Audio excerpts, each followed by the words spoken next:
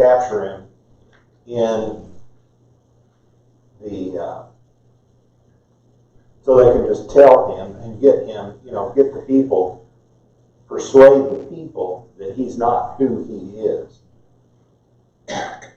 So in this particular parable, in verse 1 and 2, a certain king, okay, so this is, and we think of king today, we think like King Charles, and he has all these lands of England, because England is not really only his, that's an island, one little island, and actually one little part of an island. Scotland's on the north of it, but it's what they call Great Britain, which includes all the others. Used to include India, used to include Australia, used to include Canada, used to include all that stuff.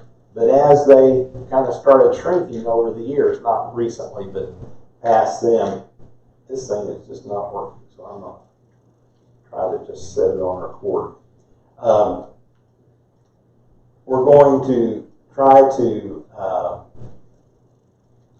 says it's streaming. That's weird. This king was of a particular land. We know exactly in Israel, when they had two kingdoms, they had two kings, Judah and Israel. But all around them were kings too, little bitty kings. And it may not, and I say little bitty, but they just had a few lands, and they would have a king is over a particular area. It wasn't like we think of a country today. It was for them, but it's not for any of the others. So,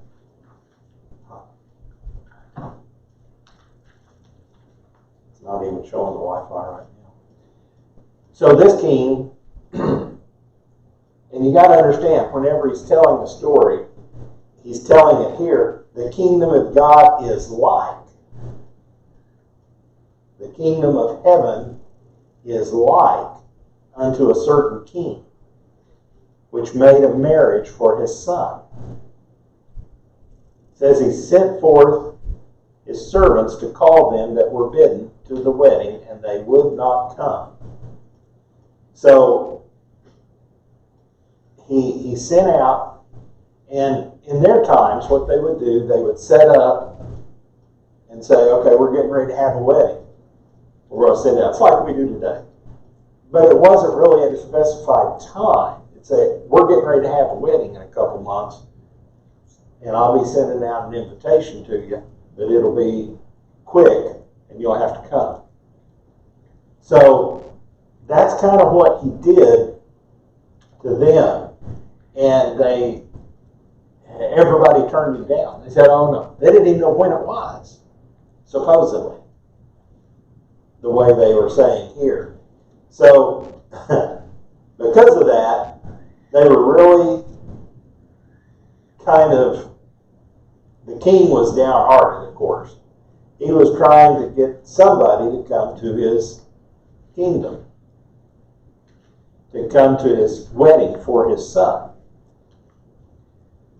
Now, there's another parable over in Luke that's like this, but they think there's enough differences that it was at a different time. May have been the same story, similar story, but it's a different time and a different place. Do you know preachers that, or I'll say it this way, not preachers so much, but evangelists, they may only have half a dozen sermons. Half a dozen sermons. Oh, yeah. And if they're going, they may have 7 sermons. So if they're going to a 2-week revival, they're kind of in trouble. Yeah. They've got to get some more sermons. Yeah. That's why they said, I only go 3-day sermon. Because they may only have 3 sermons. I don't know. But I know some people are like that. They don't have that many sermons, and they don't get that many. We had many years ago, had a pulpit exchange. Uh-huh. And I was starting my 6th year of the church I was pastoring. Yeah. And so I went and preached to this young preacher unto the marriage. But they made light of it and went their way. One to his farm, another to his merchandise, And the remnant took his servants and entreated them spitefully and slew them.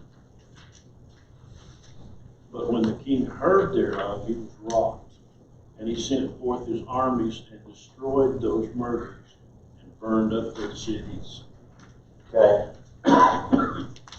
Now, we think of this as, okay, if you're thinking of it in the natural, what Jesus is trying to portray here, and we'll talk a little bit more in a minute, but he's trying to show what his Father's doing. Okay? His Father sent him to the world. He first talked about it in the vineyard, right? He got a vineyard, and he built this, and he finally sent his son, and the people killed his son. This time, he's a king, and he wants to have a marriage for his son. So he's sending it out, and all the people are rejecting him.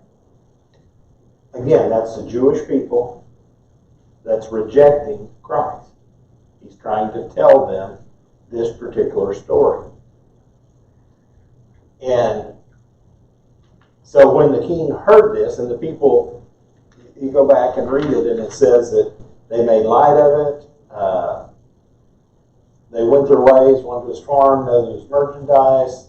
They even took some of his servants and destroyed them, beat them bad, destroyed them. But when the king heard this, he was very wroth, and he sent forth his armies and destroyed those murderers and burned up their city. What does that sound like? What they did to Jesus Mm-hmm. is what they did to the disciples also. It's what they did to the disciples, and what happened to Israel. They lost their city. Romans took over. Romans come over and beat them up, and they were ruling Rome. And they went back after that, 70 AD, and Rome finally wiped them out. And, they took that. So we see that this Jesus is trying to show them. All this is getting ready, trying to show them, tell them about what's coming up, and telling them that basically not too many people is going to be coming their way. First of all, he's trying to tell the Pharisees and Sadducees that's there, hey, you need to listen to what's going on here. Told these stories, and you're not getting it. He's telling his disciples these stories because he says don't get discouraged, because there's not going to be many people coming. All right? It's prepared too. He's prepared. He says, see, I have prepared. The king persisted in making invitations as attractive as possible. Food's there. All you have to do is come. So he sent out his armies and destroyed those murderers. So that begs the question, did God send the Romans? Sometimes God has to get our attention, doesn't he? We never told the old story a couple, more than one time here. The old guy had his mule. He was selling the mule to another guy, and he said, does this mule do everything? Follow directions? Oh yeah, he does a good job of it. So he sold it to him, and he took him, and he couldn't get him to do nothing. He wouldn't hardly move, couldn't get him to do nothing. So the guy came back to him and said, what's up with this mule? He doesn't do anything that I tell him. And he goes, here, let me show you. And he went over and got a tuba for it. What? Hit the mule right upside the head. And he said, first of all, you got to get his attention. Yeah. And then after that, he'll do whatever you want.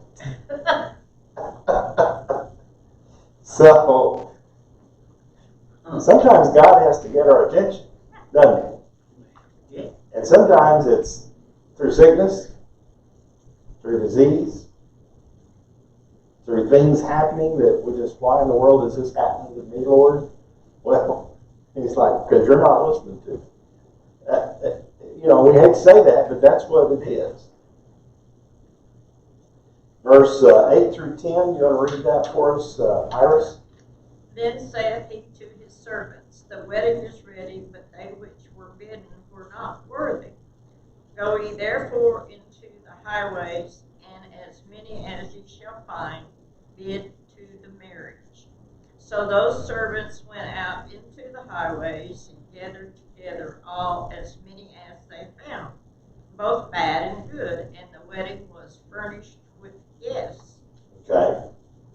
So the king didn't want to be, one, disappoint his son, and two, be embarrassed because nobody was at his son's wedding. So he told all the servants, go out and find everybody you can that's out there on the streets, out there on the roads, highways, bring them in. So the house was full. It was time for the wedding. Okay? The invitations went out a long time ago, but now it's time for the wedding. They're getting ready to have the wedding. So now all the wedding is there, all the people are there, and the wedding's getting ready to take place. But then in 11, the king came in. You know, read that for us, Bertha, 11 through 14. And when the king came in to see the guest, he saw there a man which had not on a wedding garment. And he said unto him, Friend, how comest thou in hither not having a wedding garment? And he was speechless. Then he said to the king, to the servants, Bind him hand and foot, take him away, and cast him into outer darkness. There shall be weeping and gnashing of teeth, for many are called, but few are chosen. So the king came in, and there was this, you know, at a wedding you should have your nicer clothes on. Now some places I've been, it's a nicer bib overalls. You know, it may not be tuxedo type deal. But your best boots and your best farm hat, your best cowboy hat, whatever. But in this particular case, this individual, he was invited to the wedding, and the servants brought the people in, but the servants didn't find this out. The servants, for some reason, the king was the one that saw this. He was the one that looked over the crowd, and he saw this one person that did not have a wedding garment on. And that is really protocol that he didn't want to break. And he asked him, Friend, how comest thou in hither not having a wedding garment? This thing was so I'm just going to stay over here. Let it go. How camest thou in hither not having a wedding garment? And he was speechless. Now they say the Greek word for friend here is only used one other time in the New Testament.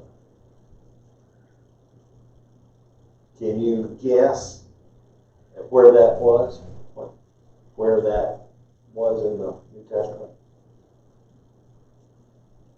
Probably not. It's when Jesus called Judas when he came to betray him. So this friend, like we're saying here, friend, like a friend. No, it's not. It's a betrayer. I mean, he calls him a friend, but he's not a friend. Okay? So he told him, Friend, how came you in not having a wedding garment? And said he was speechless. And the word for speechless was muzzled. He was, I don't know. Guy said, come in, now come in. What does this represent? Disobedience. It is disobedience. And no respect. It's going further back to that, looking further back. The king represents God. Yeah. He's looking out over the people that's in his bridegroom. There are some people in the church today, they just come to church. They're not Christians. That's right. They haven't changed their lives. And that's what the putting on of the garments was. That's what that represents. Yeah. So, just like they say, if you can sit in the garage all day, you're not a car. Some people sit in the church all the time and they call themselves a Christian, but they're not a Christian. They're just, there, just fulfilling things. It's the second time that we've heard that just in the last couple of weeks from Jesus, from this. So he told the servants to bind him up hand and foot, take him away, and cast him into outer darkness, where there'll be weeping and gnashing of teeth. This doesn't say it's hell. But in other places, when hell is described, this is what is used. Okay? Outer darkness, weeping and gnashing of teeth. And out of my sight. That's basically what hell is. You are separated from God. And the last part of this is where it comes back, where he told us before, many are called, but only a few were chosen. There are many that was in the disciples, part of the disciples, but there was just a few that stayed around at the end. Even the disciples. There was only John stayed there with him, right there up to the end. The others kind of took off. It says there's a debate among the commentators that if it was customary for a king or a nobleman to offer his guests a garment to wear at such an occasion. There seems to have been some tradition of this among the Greeks, but no evidence of this is in practice during Jesus' day. So it probably wasn't, is what they're saying. Spurgeon said he came because he was invited, but he came only in appearance. The banquet was intended to honor the king's son, but this man meant nothing of the kind. He was willing to eat the good things set before him, but in his heart there was no love either for the king or his son.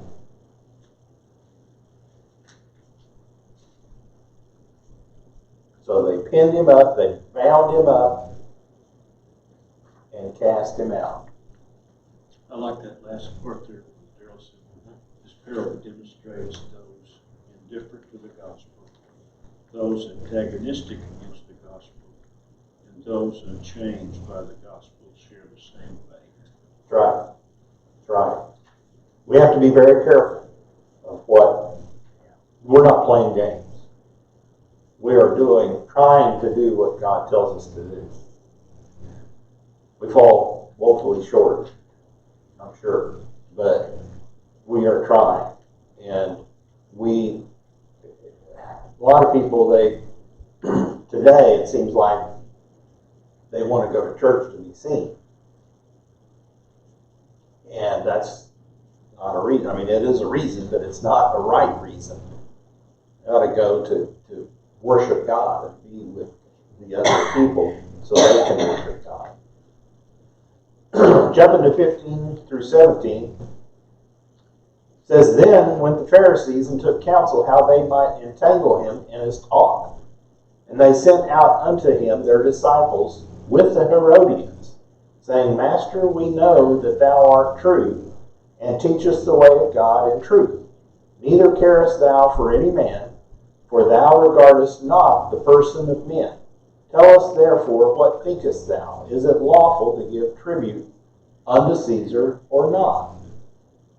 So, the Pharisees, they were trying to catch him and trying to entrap him. We saw that last week by asking him about John the Baptist. How Jesus asked them about it. They were trying to ask him a question so they could trap him. Excuse me. Here, they had a tax. They called it a poll tax that the people were to pay. It wasn't the only tax there was, but it was one when they would count the people up. This was something that every man had to pay a denarius, a penny. Okay? A day's wages, like we talked about a couple weeks ago. Now it's interesting that Pharisees went and sided with the Herodians. The Herodians are the people that like the king, Herod. Well, Herod he gained his authority through Rome. And the Pharisees, they didn't like that. They were totally against Rome being there. So it's rather odd that they sided with the Romans. They were willing to stoop to so many bad levels to try to capture Jesus that they even stooped low enough to use the Herodians. So they plotted here to try to capture his words. On one hand, we told them not, that we don't have to pay tribute, then the Herodians would jump on him and say, "Oh, you're going against Rome," and that's really what the people wanted, the Sadducees, the Pharisees, because they couldn't do anything. They knew they couldn't kill him. They would have to capture him some way, and Rome would have to kill him. But if he said not, the people, they would think, okay, if I don't have to pay that full tax, then it'd be great with the people. The people didn't want to pay it either. And the Pharisees didn't either. But he would be against Rome again. So,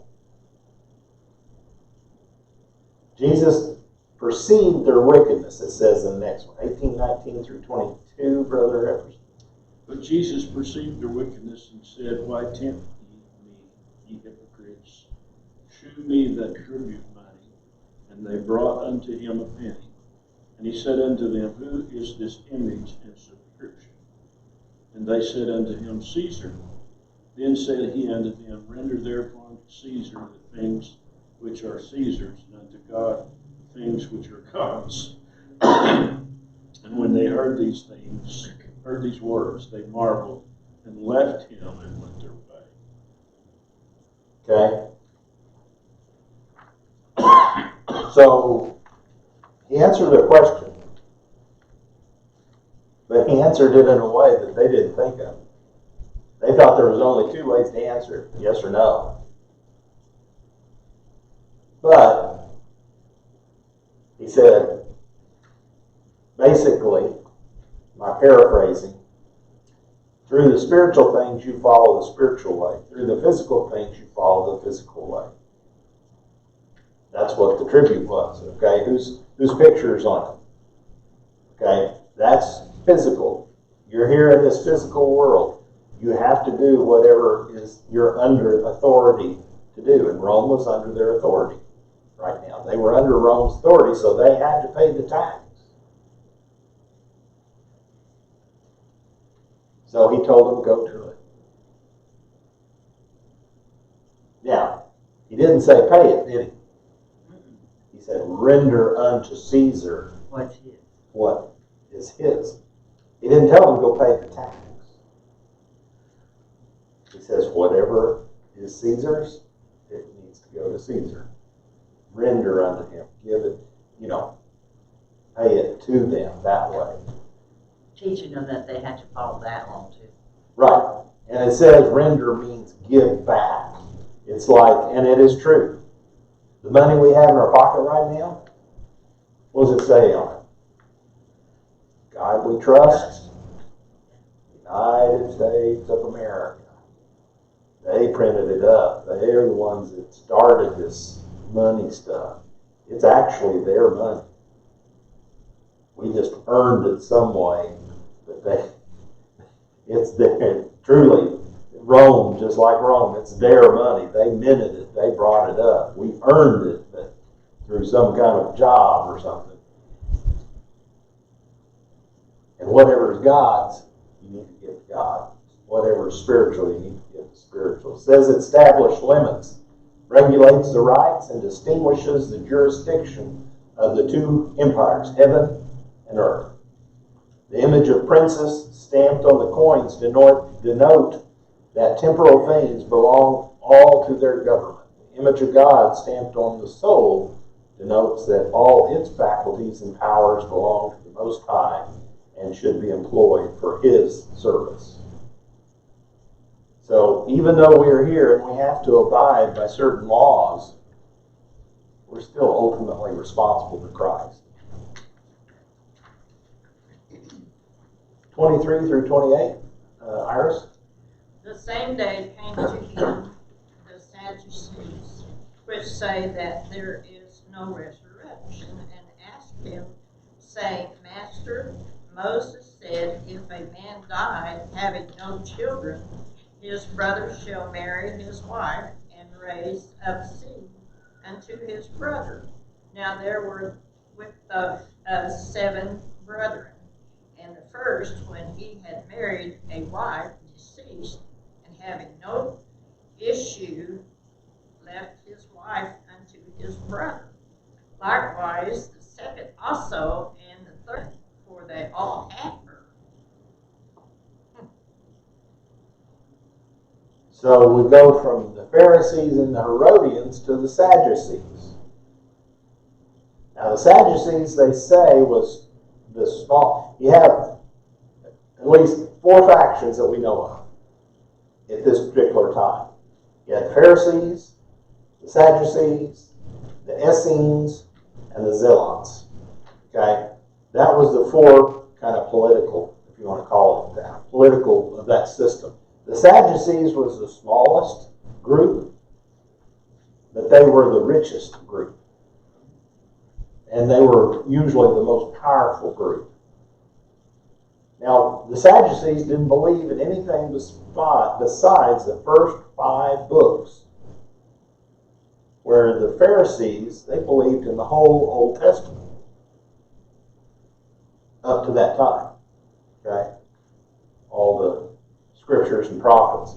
So the Sadducees, in only believing those 5 books, they leave a lot of stuff out, don't they? We don't see a whole lot in Genesis, Exodus, Leviticus, Numbers, and Deuteronomy that we see in the rest of the Bible. Resurrection is one of them. They thought that they had him on this. They're trying to prove that, and they didn't believe that there was a resurrection. They believed they came, they lived, they died, that's it. They didn't believe in spirit, they didn't believe in heaven, they didn't believe in hell.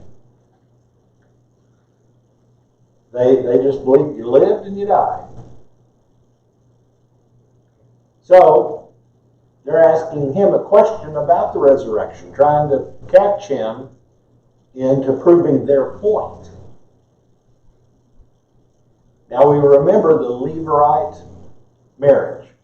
We talked about it when we studied the Old Testament. When a man dies and he has brothers, his next brother should take his wife as his wife and raise a child up so that child could have the land appropriated for him if he died and didn't have a child before that. Remember, because that was the one where the one tribe didn't have, one part of the tribe didn't have any males. They were just all females. And God said, yeah, that's right. You need to give them some land because there's no man to give it to them. Their father had died, but they need that land split up. And then because of that, this rule came out. Moses came up with this rule. It's called the Levirate marriage. So they went to a crazy extent. Not that they had 7 brothers. We know a lot of people that had a large family. But in this particular case, it would be pretty, usually there's a couple years between each kid. So, about 14 years. So if you married the oldest one first, and he'd be married, had to wait a long time if it was all women in between, and then he had another. Anyway, so, but we see this in Boaz. Remember when he took Ruth? That was a Levirate marriage. He bought the property from Naomi. It wasn't actually Naomi, but it was Naomi's property through her husband. And with that buying that land, he bought Naomi, and he bought Ruth. And he then became, Ruth became his bride. So here, these seven, he said the first one died, and his wife will raise up his seed and the other. So the first one died, and the wife married the second one, he died, and he married the third one, blah, blah, blah, until 7 of them. Now, when the woman died, in the resurrection, and they're probably saying, if there is a resurrection, who is his wife? Who is her husband? Because they're saying, well, you can't be husband to all 7 of them, can't you? Well, Jesus didn't think a whole lot about it. Because he said, first thing he said, in 29, you want to read that for us further? Next page, 9. I'm on 9. Yeah. No, no, this 29. Oh, 29. Jesus answered and said unto them, Ye do err, not knowing the scriptures nor the power of God. Okay. How many scriptures do they have to learn? Just the first 5 books. Yeah. Just about all the teachers memorized the first 5 books. And he told them, you don't even know the first 5 books. That's what he's telling them. You err, not knowing the scriptures nor the power of God. Because their focus was on what they could see, what they could feel, what they could touch, what they could scientifically prove. Right. We know any people like that today? No. There's a lot of people like that today. Yeah. They don't believe in the spiritual, that there is a spiritual part. Very, very much like them. So he says, you're mistaken, not knowing the scriptures or the power of God. Basically, they were anti-supernatural. Even though you can see what was done supernaturally in the Old Testament. Moses, the parting of the Red Sea, the fire by night, cloud by day, feeding of the manna, all those things. They didn't believe that. They did not believe the power of God. So Jesus answers them back 30 through 33. For in the resurrection they neither marry nor are given in marriage, but are as the angels of God in heaven. But as touching the resurrection of the dead, have you not read? Okay, it's getting back to their point. As if there is a resurrection, have you not read that which was spoken unto you by God, saying, I am God, I am the God of Abraham, the God of Isaac, and the God of Jacob. God is not God, the God of the dead, but of the living. And when the multitude heard this, they were astonished at his doctrine, because that's what they were preaching. That's what they were saying. I am. We're of Abraham. We're of Isaac. We're of Jacob. Well, what does that mean? If it's just your hierarchy, who cares? You can't really go on that today. He's saying when Abraham died, God still told Moses, I am the God of Abraham. Abraham hadn't died. He died physically, but not spiritually. So he is of the living. That's what he's trying to tell them. There is a resurrection. There is life after death. This physical life is not going to be here for long.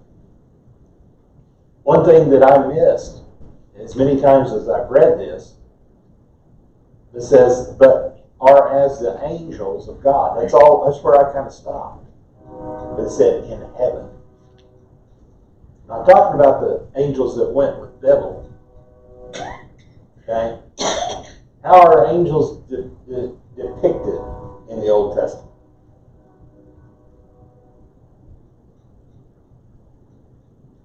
Two men in white robes was by Christ's side there. 3 men came and visited Abraham. 3 men, all the time they're depicted as men. Now, I'm not saying that there aren't any. It's just we don't have any record that there's not. So what it appears that this is the form, a man's type form that the angels take on. I asked you about that. Now, that's where people get upset that we become angels. It doesn't say that. He says but they are as the angels of heaven. Well, There's no marriage, there's Isn't no it true getting that married. angels is among us? Sure, there's angels all around us. Just because we don't see them. We don't see them, we don't hear them, but Right. they are there protecting us all the time. They're in a different realm. Very few times in history, the Bible only has probably less than 100 times, I'd guess. I'd have to look it up, that angels actually appeared to people that were written down. We know several of them. I just named some of them. But they are messengers. That's what angel means. Messenger of God. They go to do the master's service, whatever the Father tells them to do. What did was it Gabriel or Michael?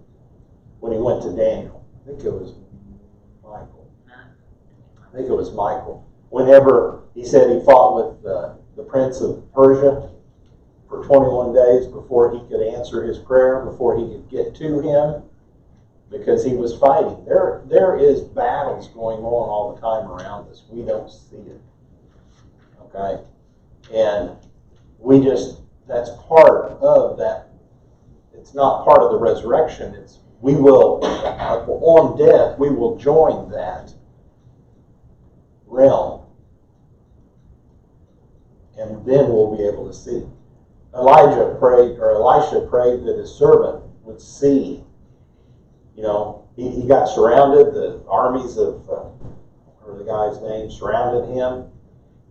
The king surrounded him, and his his servant came in and said, "Hey, we're in bad straits. Look at all these people." And he said, "Open his eyes, Lord." And he opened his eyes, and he said, just all around that army was just tons and tons of angels in their chariots.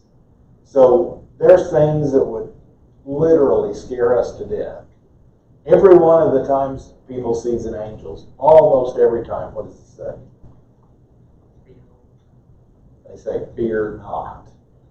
Because John's down on his face. Boom. You know, all these guys, as soon as they see them, they are scared to death. The people that supposedly have seen angels today said they're like 8, 9 foot tall. They're huge. They are, they can, it would be like anything else. We can't tell. Our bodies are physical. As a spiritual body, we can be that tall too, or small, or whatever we need to be, because there's no, just like there's no time in heaven, there's not going to be any length either. As far as if we need to be tall, we'll be tall. If we need to be small, it's going to be weird. It's be a lot different than what we are now.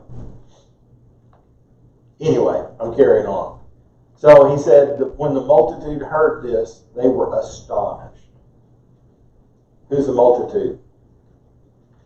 All people. All the Sadducees with them too. The people and the Sadducees are like, "Oh, we didn't know that." It's kind of like, man, they can't catch him in what they're talking about. So it brought out the bottom of 11. It brought out there the angel of heaven, not the fallen angelic beings, but the angels of heaven. And then we get another question, 34, 35, 36. Brother Epson. It's on page 12. But when the Pharisees heard that he had put the Sadducees to silence, they were gathered together. And one of them, which was a lawyer, asked him a question, tempting him, saying, "Master, which is the great commandment in the law?" Okay. Now we know there's another situation where one of the people asked him about this, the laws, and it doesn't say that he's tempting him. Luke in the Luke epistle. But here Matthew tells him he was tempting him. He's testing him to see. And the lawyer, we get that a little confused in our language today. He was more of a scribe. Okay? He was one that knew the law because he would copy it down. He'd write the law. Yeah, I've read that. I know that. So a scribe or the lawyers, they have to know the law, don't they? They write it down. They have it there. And anytime you go, I've never been to too many lawyers' offices, but whenever they have their certain discipline and law that they're studying, they'll have all their walls lined up with all these legal books, because that's all the laws that they have to look up if they need to. So he's asking them a question. First of all, they were kind of, oh, did you see what they did to the Sadducees? Boy, he wiped them out. Well, now the Pharisees are going to try to get him. What's the greatest law? Because they said, okay, if they say this, we can point at him. You're not, playing favorites here or whatever. So they were trying to get him to commit him again to something. But what he did, he summed up all the laws. Okay, 37 through 40. Iris, you want to read that? Jesus said unto him, Thou shalt love the Lord thy God with all thy heart, and with all thy soul, and with all thy mind. This is the first and great commandment. And the second is like unto it. Thou shalt love thy neighbor as thyself. On those two commandments hang all the law and the prophets. Okay. So we see Jesus hit them in two places. First of all, you got to love the Lord. It's called the Shema. They pray the Shema. The Jews pray the Shema twice a day. Love the Lord thy God with all thy heart, thy soul, thy mind. Okay, they pray that every day and every night. So that's to God. You got to love God. Second of all, love your neighbor. Go through all the 10 commandments. You're doing those two will take care of all the 10 commandments.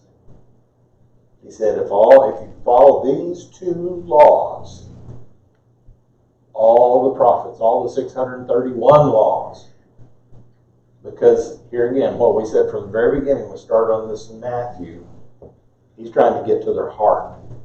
Whatever, when you are right with God, whatever your heart is, that's what it is. And that's what it will be for us. We will love our neighbor. We won't want to hurt somebody. We won't want to do all these things. So then, while they were gathered together, Jesus asked them a question.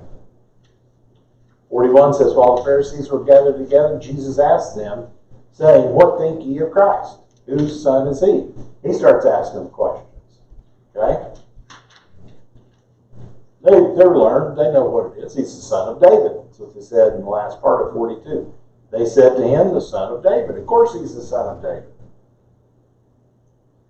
But Jesus said unto them, how then doth David in spirit call him Lord, saying, the Lord said unto my Lord, sit thou on my right hand, till I might make thine enemies thy footstool. If David then call him Lord, how is he his son? Son of David is man, okay? That's the man side. Yeah. When David called him Lord, that's the God side. Yeah. So that's what he's trying to tell them. It's both man and God. That's who Christ is. That's who Jesus is. So the Pharisees were partially right, saying he's the son of David, but they missed out on the Son of God. They hadn't had that. That Psalms that he quoted was Psalms 110. It also said it's one of the most frequently quoted chapters in the Old Testament. Revelation, when it's summing up, John said Jesus was summing everything up. What does it say? I am the root of the offspring of David. Still confirming that he is the son of David. And Romans 1 and 4 shows us that Jesus is both the son of David and the son of God. We can't neglect either, because he was both son, both God and both man.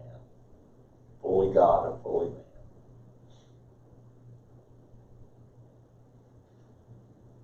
So in 46 it says, and no man was able to answer him a word, neither durst any man from that day forth ask him any more questions. We're too afraid to. Yeah, they could not catch him in anything that he was doing. They tried to catch him in logic.